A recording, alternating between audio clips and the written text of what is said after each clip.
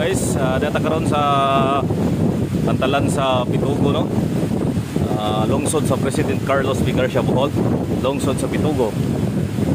So ramdam na guys ang bagyong Odette. Tinaas na sa signal number 3 ang Bohol. So, nakatago na ang mga barko guys, no? May mga barko nga nagtago.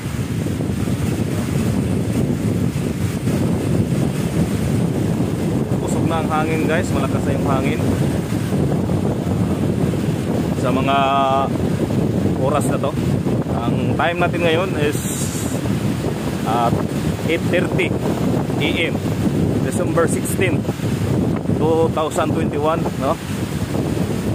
Malakas na yung bagyo. Ramdam na po yung bagyong Odette na dadaan po sa Bohol. So ito yung Isla de Pitugo, ito yung pinakaunang madaanan niya na lungsod pagpasok ng Bohol. So ramdam na guys yung malakas na hangin. Yung mga barko guys nakatago na, secured na. Wala nang mga bangka na pinapayagan ng Philippine Coast Guard.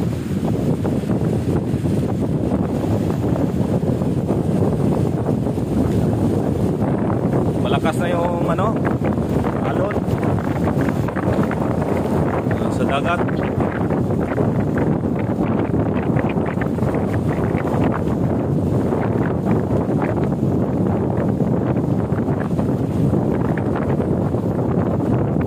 So kita po natin guys yung mga alon, hampas ng alon malakas na talaga.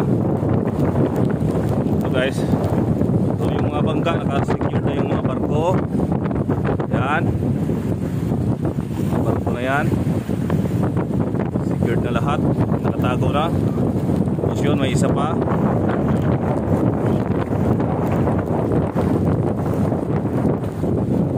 Wala ng mga bangka na pinapayagan guys.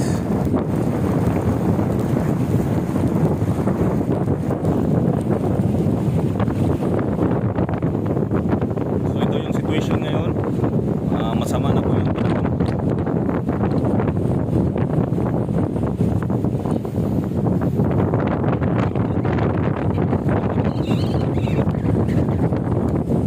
So camping po lahat po.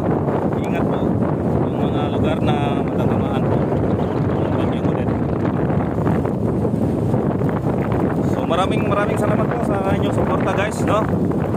Sa lahat na nagsuporta sa ating channel, maraming salamat po. Sa lahat na subscriber, viewers, maraming salamat guys sa inyong suporta. Ngayon, ang situation ngayon sa Isla de Pitugo, Bohol, brown out na po guys, wala na po tayong kuryente.